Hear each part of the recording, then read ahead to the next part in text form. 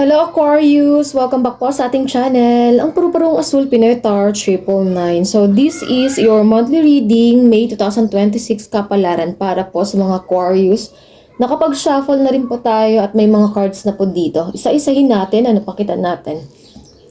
Okay, so pinakaunang card na lumabas ho sa'yo, Aquarius, for this month is the King of Swords, King of Pentacles, yung pa-cross, masculine energy, so dalawang king. Sa taas naman po, naka-reverse nga lang. Ten of Cups. Sa baba, dalawa. The Devil card, 15, and then 7 of Pentacles. 5 of Cups sa past.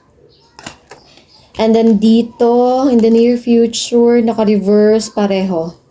Yan. Klaro ba? The Four of Pentacles, and then the Hangman, 12. Yung dito naman po ay the Emperor card, the Page of Cups, the Chariot, and then magkasabay pong lumabas ang dalawang ito. So, kinuha na po natin, nilagay ho natin dito.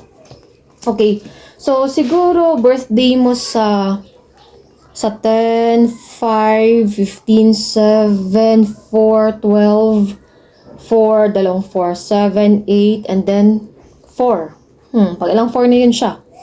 Pangatlo, kasi 4 of Pentacles, and then Emperor kasi 4, and yun nga 4 of Cups. So 4, 4, 4. 4, 4, 4 is stability, structure. 4, 4, 4 is strong protection, and then spiritually guided, divinely protected. Okay, so kung hindi siya birthday, anniversary, binyag, or significant lang talaga sa'yo, pwede rin siya, lagi mong nakikita ng mga angel number like 888, 777, 444, 555, 1010. Ayan, lovers, ito.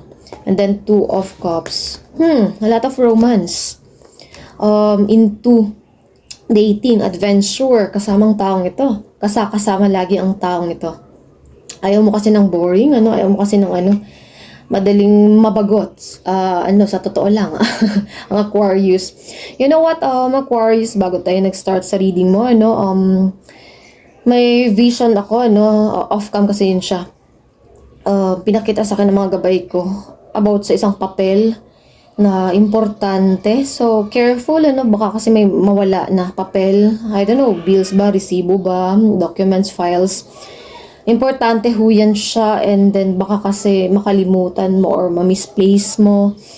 And ang mga nakasulat kasi doon, para siyang mga bills, I don't know, baka utang.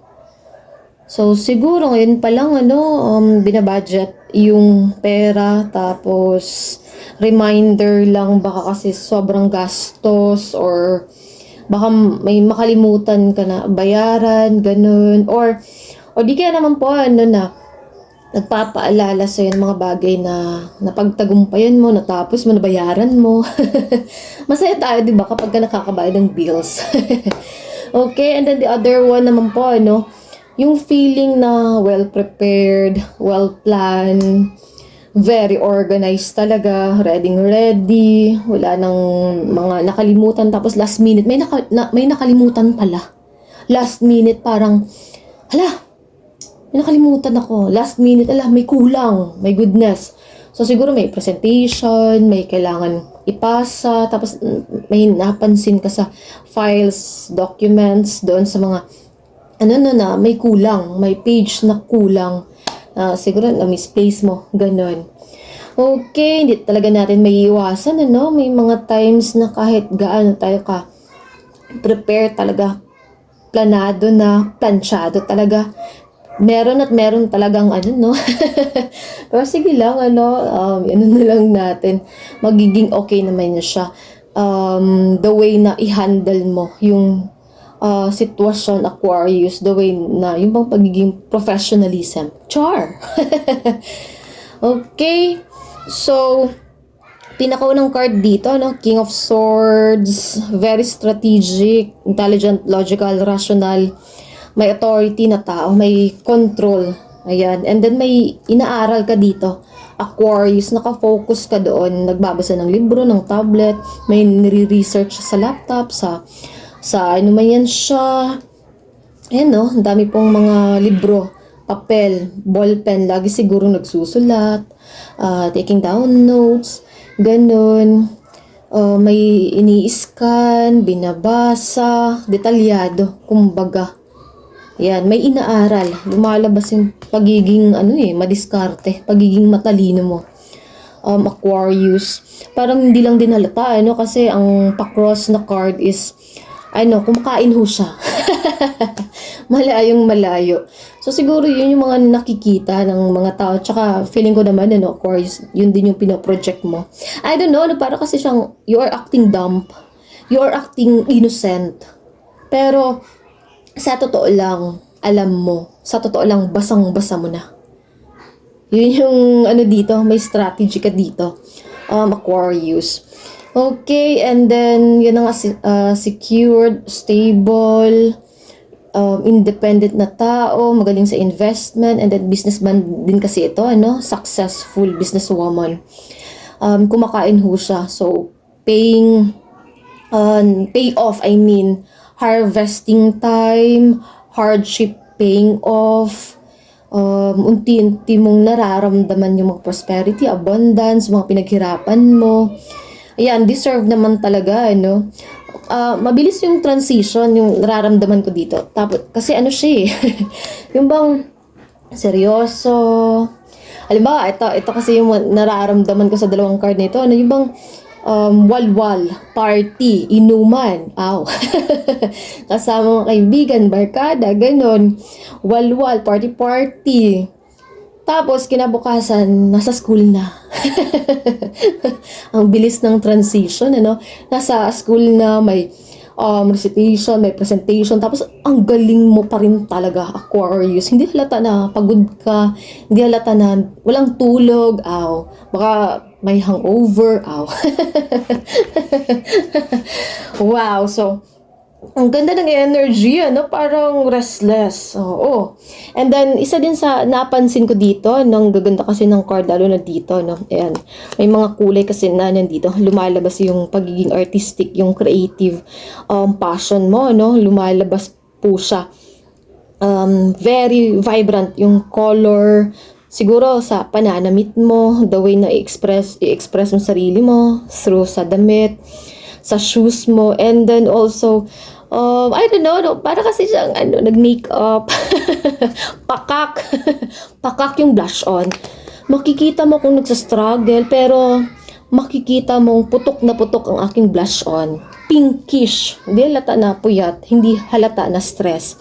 Kasi, grabe yung So, siguro na Aquarius, mahilig pa sa makeup, may mga pagbabago sa physical na anyo mo, buhok, nagpakulay, nagpagupit, tapos sa nails mo, and then, mas curious ka kung mga shade, ano ba yung mga bagay sa'yo, color analysis, yun yung narinig ko Pero yun na nga, ang cute kasi niya Ang cute ang blush on niya. Ayan. So, sa kabila po ng mga nangyayari sa mundo, sa paligid, sa kabila na nangyayari sa buhay ko, chaotic man ang buhay ko, medyo messed up man, pero pakak pa rin ang blush on ko. Maganda pa rin ako. Galit ka sa akin, wait lang. Magba-blush on muna ako para maganda. Kapag ka napagalitan. Okay, so, I can see dito, may pagbabago din sa anyo mo. Aquarius, magnetism. Grabe yung attraction, malakas yung aura, malakas yung dating mo, Aquarius. Talagang napapansin ka pagkapasok mo pa lang, nakatingin sa'yo yung mga tao. Okay, careful lang din, kasi may devil card kasi na nandito. Ito po, itong dalawa. So, kung masyadong imposible, wag nang maniwala, wag nang makinig, ganun. Kasi parang may mga ibang tao na masarap pakinggan yung mga salita ho niya. May tao dito na talagang grabe yung convincing power, na talagang madadala ka ng tao, budol, ganun. Scammer. Basta, Aquarius, mag-ingat sa taong ito. Kung pakiramdam mo, ay, parang magic na yan siya. Parang imposible naman. Huwag na pong makinig, ano.